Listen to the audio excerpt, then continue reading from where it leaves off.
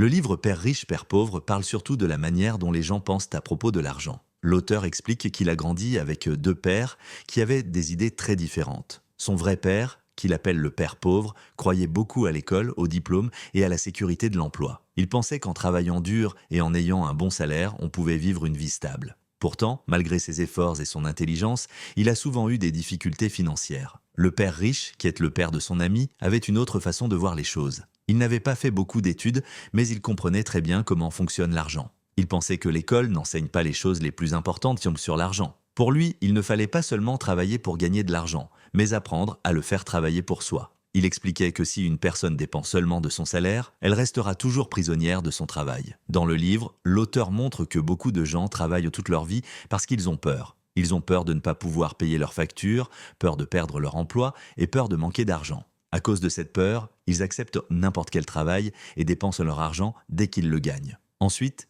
ils doivent retourner travailler encore et encore. Le père riche appelle cela la course du rat, une vie où l'on travaille sans jamais être vraiment libre. Une idée très importante du livre est la différence entre les actifs et les passifs. Un actif est quelque chose qui rapporte de l'argent chaque mois, comme un petit commerce ou une maison louée. Un passif est quelque chose qui fait sortir de l'argent, comme une voiture ou une maison dans laquelle on habite. Le père riche explique que les riches deviennent riches parce qu'ils achètent surtout des actifs, alors que les pauvres et la classe moyenne achètent surtout des passifs en pensant que ce sont des richesses. Le livre explique aussi que l'école apprend à être un bon employé, mais pas à être libre financièrement. À l'école, on apprend à chercher un bon travail, mais on n'apprend pas à créer un business, à investir ou à gérer son argent. Le père riche conseille de travailler parfois pour apprendre et non pas seulement pour gagner de l'argent. Par exemple, apprendre à vendre, à gérer, à parler avec les gens et à comprendre les chiffres est très important pour réussir plus tard. L'auteur explique également que l'échec n'est pas quelque chose de mauvais. Le père riche dit que ceux qui ont peur d'échouer n'essaient jamais. Ceux qui osent,